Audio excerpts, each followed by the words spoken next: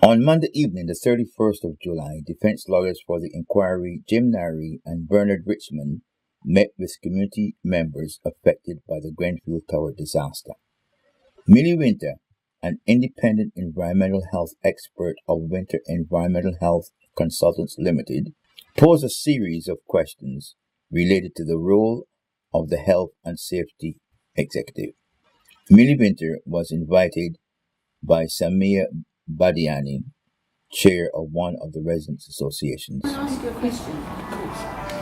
I'm not a resident, but my family. I'm not a resident, but my family originated from here. Grenfell Tower, Grenfell House, right. Goldbourne Road, since 1962, right up until very recently. I've had to deal with Kensington and Chelsea Council for a member of my family last year. Okay. It worked. Because they then suddenly listened to somebody from outside the residential remit of Kensington and Chelsea. So they did listen, and it was resolved. But she'd been fighting that battle on her own for like 5-6 years, which was absolutely ridiculous. What I'm looking at is the health and safety side of everything. I'd like to know whether the Health and Safety Executive have done any investigation at all for the areas that are the activity that they are responsible for within any residential property. Therefore, the living accommodation in the block of flats becomes the responsibility of the Health and Safety Executive.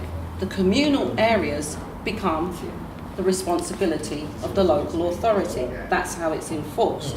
I know I'm an environmental health officer, consultant, whatever, decades of experience. So I would like to know why there's been no mention at all of the health and safety investigation, because they have the right to seize documents.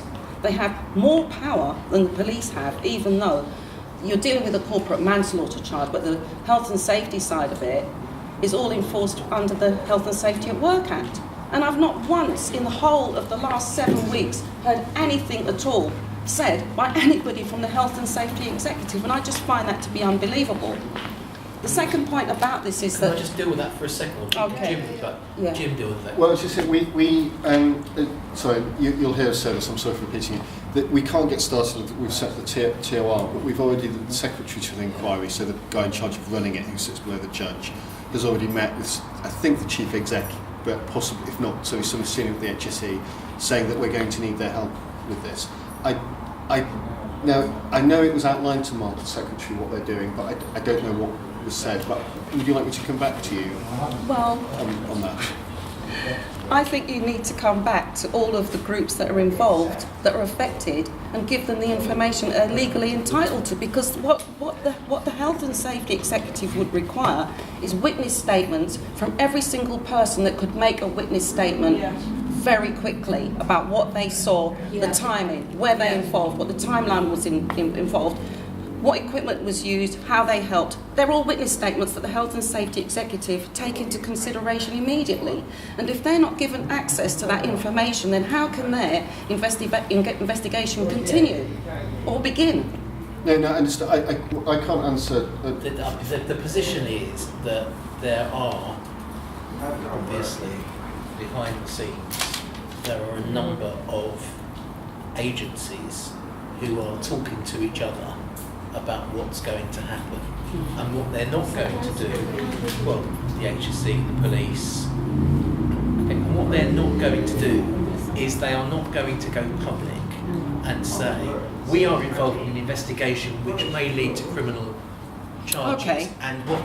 So therefore, what we are looking for is we are looking for this, and this. Because what they will want to do is they will want to try to keep as much to as control they are, it and keep as much secrecy. Yeah. Now, we have to. Doesn't work like that. We have to work with them to make it clear to them that as the inquiry, we are entitled to see and will want to see all of the material which is generated by those people and also that we generate. I mean, do you guys have a link name in the Health and Safety Executive that has been coming forward and speaking to you?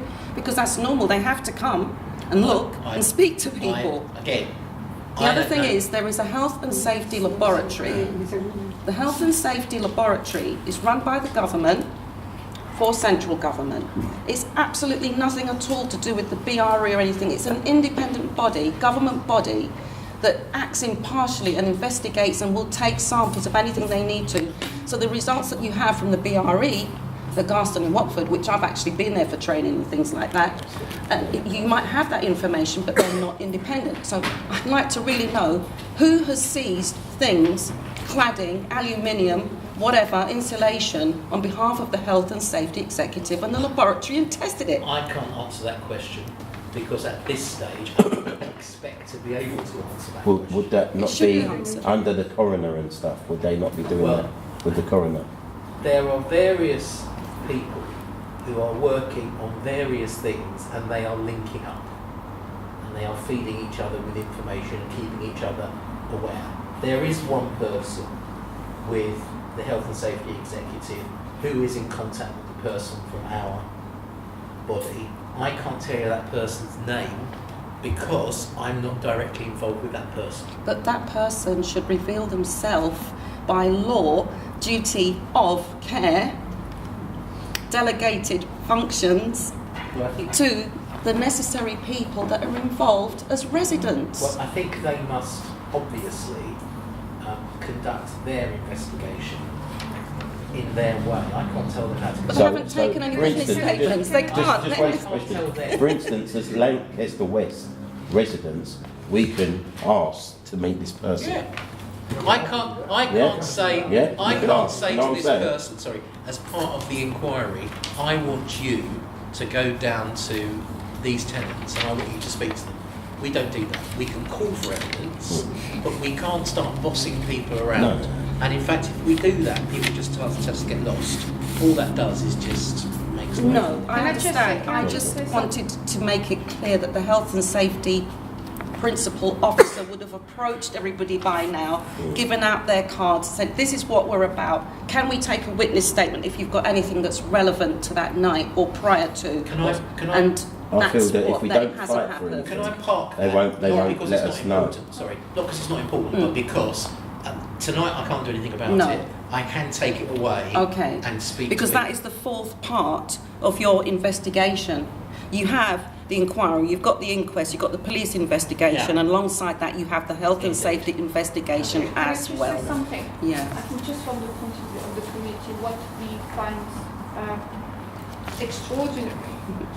We're talking about health and safety of people, and I can appreciate there are procedures. You need to go through through the terms of references. There's a procedure for the police. There's a procedure for HAC. But in the meantime, we've got health and safety officers making decisions about our safety. Well, I think we don't want to know how they investigate, but surely somebody has to do a risk assessment of the people in the TM and the council who are making the decisions about our lives.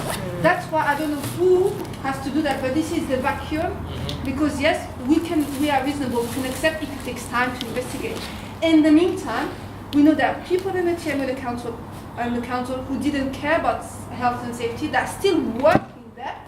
And let's say I call the TMO tomorrow and say, well, my daughter is having a problem, it's dangerous.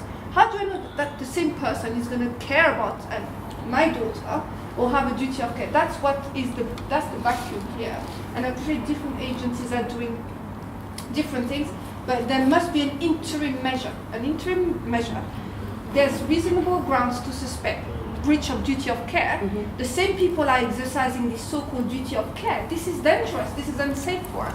So who really, and I'm going out of it, but but surely somebody needs to do a risk assessment, whether those officers who clearly are not competent to decide on our life, on what's safe, But somebody makes a review. But Samuel, this is the trick. This is that gold command trick. That gold command trick says everything's fine, everything's this, everything's that. When everybody's getting coughs, colds, bad chests, using their inhalers, pains, and they're saying that it's not happening.